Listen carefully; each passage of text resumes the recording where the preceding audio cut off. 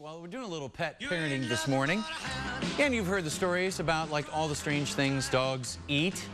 Well, here are the x-rays to prove it. First, more than 30 rocks. That's in the stomach of a 9-year-old golden retriever. No surprise here. The owner says the dog lost his appetite a couple days before the x-ray was taken. Or how about this one? The dog's owner was apparently feeding him peanut butter off a spoon to a big old Alaskan Malamute. The dog then took more than the treat. Look at that. Swallowed the entire spoon right next to it. That's a little toy the dog had eaten earlier in the day.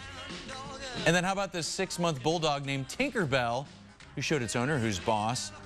She ate the metal training collar. It was around her neck. And finally, the owner who couldn't find her false teeth. Yeah, the x-ray shows where they were. There they are, right in the stomach of her 9-year-old bulldog. Got teeth. That's just weird.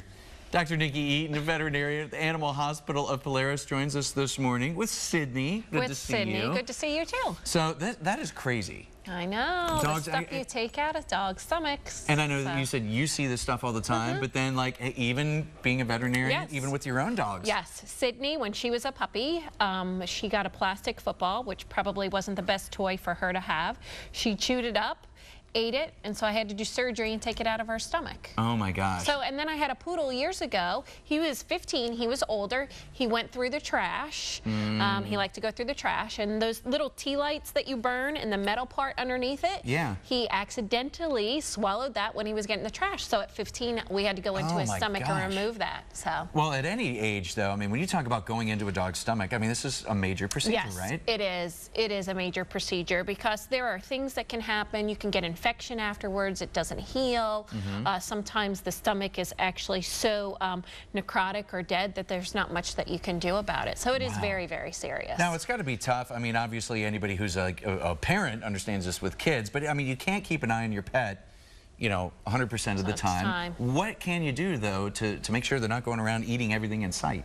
Well, if they're prone to eat things, like we know that dogs like socks and underwear and things like that, make sure that you're picking that up. And a lot of times they like it because they like the smell. It smells good to them. I know that people are like, how can it smell good? They have a different sense of smell than we do. So it smells good to them. That's why that they eat it. So it's picking up those things that you know that your dog is prone to. You know, getting into trash, things like that. I mean, there are some dogs we just took out of a French bulldog a couple of weeks ago, mulch and rocks. And the owner said the dog doesn't eat anything that it's not supposed to. Well, it went outside, obviously got a smell in the mulch and rocks that was good to it, and started eating that. All right, and then it's because of whatever smell was in that stuff. So what should you do then if you suspect your pet has eaten something? Like, what are some of the signs maybe you might Vomiting and diarrhea. So a lot of times people will say to me, and we see a lot of vomiting and diarrhea, and I say to them, we need to do blood work and we need to do x-rays, and they're like, why do we need to do that? Because we need to know right away if the dog has eaten something that it's not supposed to, because there's a better chance of going in there and the stomach not being all necrotic or the intestines or things, so that they have a better chance of surviving that surgery. So thank goodness a lot of times when vomiting and diarrhea, it may not be an obstruction, but that's one of the first things that I tell clients. We need to do x-rays and we need to do blood work. And then that can determine if you need to go in, or if, honestly, as we've heard some stories in the news when it comes to money, things like that, then maybe it'll just get passed. Yeah, and a lot of times it doesn't, so. Okay. All right. Dr. Nikki Eaton, Animal Hospital Polaris, thank you so much. Thank you. Thank you, Sydney. No more, like, plastic footballs in the diet. Okay? Good idea. All right. Well, she is not a...